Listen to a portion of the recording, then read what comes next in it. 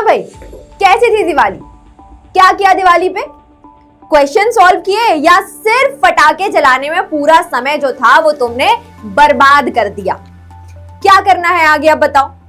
अब वही पेज जो तुम अभी तक चला रहे थे उस पर ही रहना है ना? जो तुम ये 240 दिन, ये जो तुम 8 महीने अपने बर्बाद कर चुके हो मार्च से लेकर अभी तक अक्टूबर तक, क्या वही करना है? या अब क्योंकि स्कूल वाले अनाउंस कर चुके हैं कि भैया जनवरी से हम तुम्हारे एग्जाम शुरू कर देंगे, तो अब तुम्हारे दिमाग पर टेंशन शुरू हो गई है कि अब मैं कैसे अपना ये पूरा सिलेबस जो है ये बचे हुए 60 दिन यानी कि 2 महीने में करूं।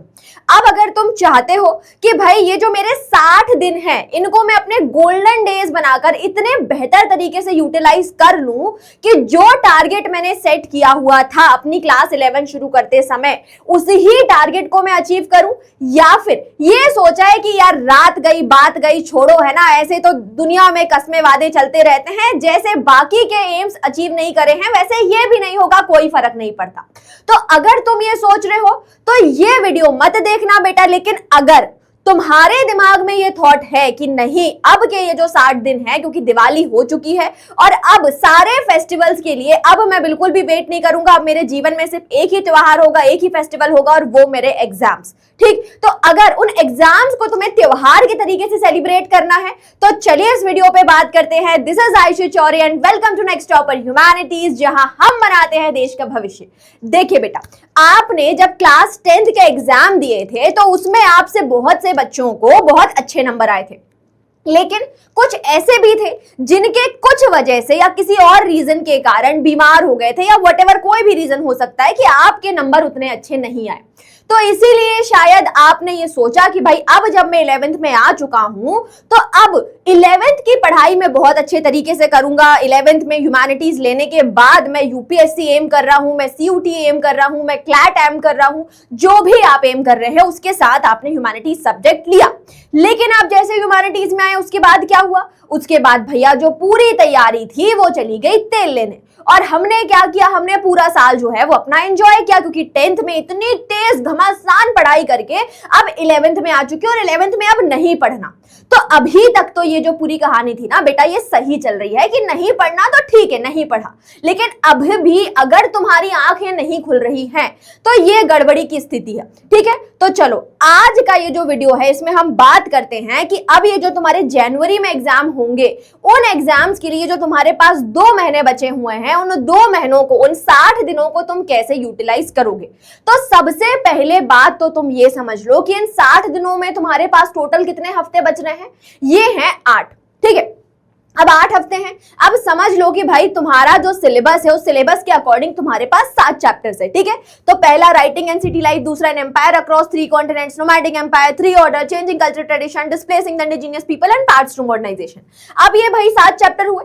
तो सबसे पहले क्या करो, अपनी चीजों को इस तरीके से अलाइन कर लो कि भाई बचे हुए 8 हफ्ते और बचे हुए 7 चैप्टर, ठीक है? तो हर एक हफ्ता जो है वो तुमने क्या करना है, एक चैप्टर को देना है, ठीक है? सबसे पहले ये दिमाग में रखो।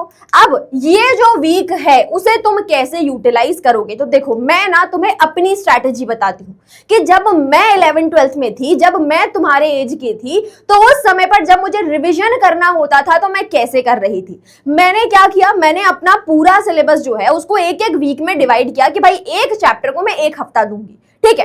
अब ऐसा मैं इसलिए बोल रही हूं क्योंकि तुम्हारे पास सिर्फ हिस्ट्री नहीं है पढ़ने को, तुम्हारे पास पॉलिटिकल साइंस है, तुम्हारे पास ज्योग्राफी है, तुम्हारे पास इकोनॉमिक्स है, हिंदी है, इंग्लिश है, ऑप्शनल सब्जेक्ट है, बहुत सारा है, ठीक है?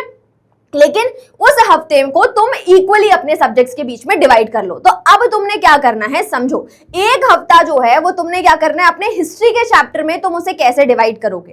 तो शुरुआत के जो 3 दिन है, मतलब कि मंडे, ट्यूसडे और वेंसडे, ठीक है? अब इन 3 दिनों में क्या करना है, शुरुआत के जो 2 दिन हुए मंडे और ट्यूसडे उसमें एनसीईआरटी उठाओ, क्योंकि चैप्टर्स बहुत बड़े हैं बेटा, बहुत लेंथी है, ठीक है? तो 2 से 3 घंटे जो है वो सिर्फ डेडिकेटेडली उस चैप्टर को रीड करो, उसका एक एक पॉइंट जो है उसको समझो कि भाई क्या लिखा हुआ है, क्या बता रहे हैं, क्या समझा रहे हैं। ठीक है, तो शुरुआत के जो 2 दिन है उसमें सिर्फ और सिर्फ तुमने एनसीईआरटी का अपना पूरा चैप्टर जो है उसको बिल्कुल जैसे छोटा बच्चा होता है ना KG1 में कि हर एक चीज बिल्कुल ध्यान से सुनता है, नए दिमाग से करता है, वैसे करो। ठीक है, बिल्कुल नया। ठीक, उससे तुमने 2 दिन अपना पूरा चैप्टर पढ़ा और जो तीसरा दिन है वेंसडे वाला, उसमें क्या करोगे, उसमें जो तुमने नोट्स बनाए हुए हैं, अगर नहीं बनाए हुए तो जो प्रारंभ में तुम्हें नोट्स दिए हुए हैं, जो टेलीग्राम पे हम तुम्हें नोट्स दे रहे हैं, जो हमने वन शॉट में बनाया हुआ है, उन सभी नोट्स को तुम पढ़ लो।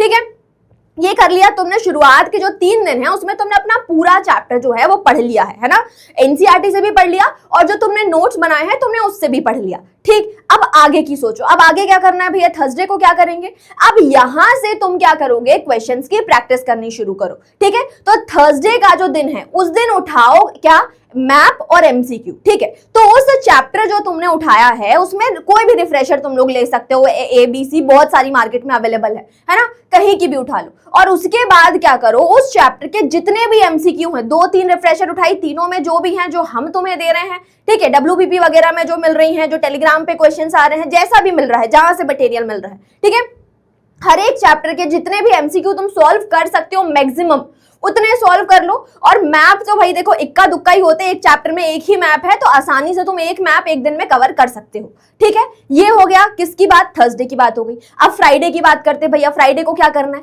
फ्राइडे को तुमने सॉल्व करने हैं शॉर्ट आंसर क्वेश्चंस और उसके साथ सोर्स बेस्ड क्वेश्चन। ठीक है, तो शॉर्ट आंसर क्वेश्चन और सोर्स बेस्ड क्वेश्चन जितने भी तुम्हें मिल रहे हैं, जहां से भी तुम्हें मिल रहे हैं, 21 डेज चैलेंज में भी मैंने दिए हुए हैं, WPP में भी तुम्हें मिल रहे हैं, ठीक है, टेलीग्राम में भी तुम्हें मिल रहे हैं। तो अगर टेलीग्राम चैनल ज्वाइन नहीं किया है तो पीछे मत रहो बेटा, बाकी बच्चों जैसे ज्वाइन करो और आ जाओ, रेस में आ जाओ।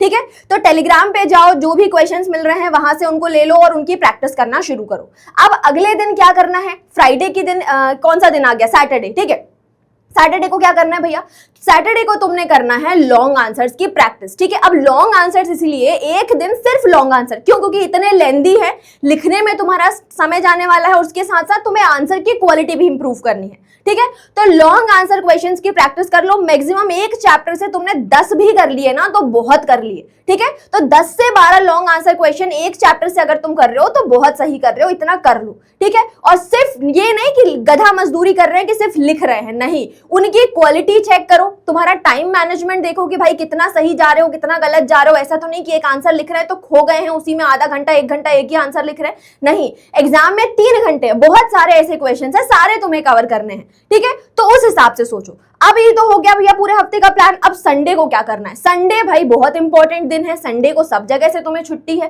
ठीक है, तो संडे का अब तुमने कैसे यूटिलाइजेशन करना है, सुनो। संडे का जो दिन है उसमें तुम उठाओ किसी भी, कोई भी बुक ले लो, उसमें जो भी मॉक टेस्ट तुम्हें मिल जाए, जो भी सैंपल पेपर तुम्हें मिल जाए, जो भी प्रीवियस ईयर पेपर तुम्हें मिल जाए, जो भी मिल सकता है, ठीक है, वो उठाओ। और हर दिन जो है वो एक एम से, जो एक संडे जो है उसमें क्या करना है, तुमने एक कोई भी सैंपल पेपर जो है, जो तुम्हारा प्रैक्टिस पेपर जो है वो उसको सॉल्व करो। ठीक है, अब होगा क्या इससे ये समझो। उससे होना ये है कि भाई जैसे ही तुमने ये 8 हफ्ते अपने कंप्लीट करे, तुमने टोटल 8 मॉक टेस्ट लगा लिए, तुमने टोटल 8 PYQs या फिर आप बोलो कि सैंपल पेपर सॉल्व कर चुके हो।